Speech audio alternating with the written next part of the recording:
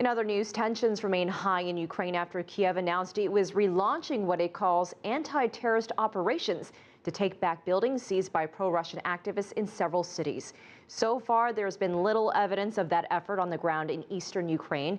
Kiev's announcement has drawn some harsh words from Russia's Foreign Minister Sergei Lavrov, who spoke to TV channel Russia Today earlier on Wednesday. And CCTV's Nathan King has been analyzing Lavrov's comments. He joins us now with a little more insight on that. That's right, very detailed indeed, the Lavrov interview. You know, I have the transcripts here, Elaine, and it's one of the longest explanations and more detailed explanations of the Russian position so far in this 4-month crisis. Here, though, are some of the highlights. First of all, on the Geneva Agreement signed last week, basically what Russia is saying is they're countering the Western view that Russia must use its influence first to get rid of those in eastern Ukraine's east and south and to step back from the prospect of an armed confrontation, saying that Kiev and the West haven't moved to end the occupation of buildings in Kiev. Lavrov also sees the US Vice President and the CIA playing a hand in the initial launch and now the resumption of the so-called anti-terrorist drive from Kiev.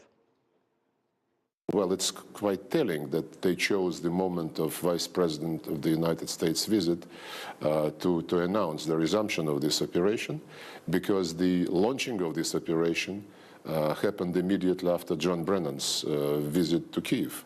So I don't have any reasons not to believe that the Americans are running the show in a very close way. Now, the US State Department has dismissed this as, quote, completely false. So the tit-for-tat information and disinformation war between Russia and the West continues. Perhaps Lavrov's strongest response came from a question about whether Russia would move troops into eastern or southern Ukraine. If we are attacked, we would certainly respond. If our interests, legitimate interests, the interests of Russians, have been attacked directly, like they were in South Ossetia, for example, I don't see any other way but to respond in full accordance with international law. Russian citizens being attacked is an attack against the Russian Federation.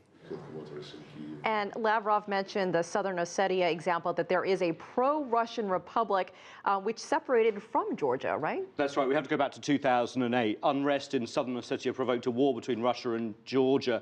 Russia intervened, saying it was protecting the Russian minority in Southern Ossetia. Sounds similar, right?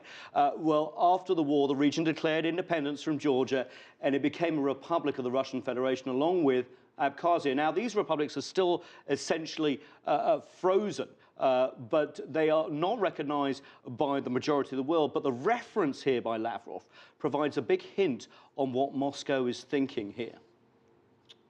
Yeah, and also on that point, by the way, Lavrov expressed what he seemed as indignation, bitterness, if you like, basically about the West unraveling the 21st of February agreement 4 months ago when this crisis began, which basically would have allowed Viktor Yanukovych to stay in power until December and have a more orderly transition. They basically accused the West of basically jumping on the events after his fleeing as they moved in his favor to throw out that February 21st agreement.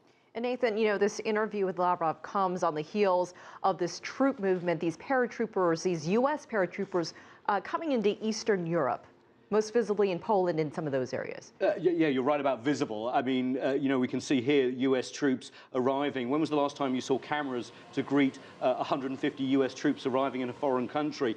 These paratroopers, by the way, are from the U.S. 173rd Airborne Brigade Combat Team based in Italy. They're part of the 600 or so U.S. troops who are really participating in exercises about to get underway in Poland and the Baltic states of Estonia, Latvia, and Lithuania. And now all our NATO members, all nervous about what's happening in the Ukraine, and perhaps part of the signaling to Moscow by the West that even though Ukraine isn't a member of NATO, many former Soviet republics are and will be defended.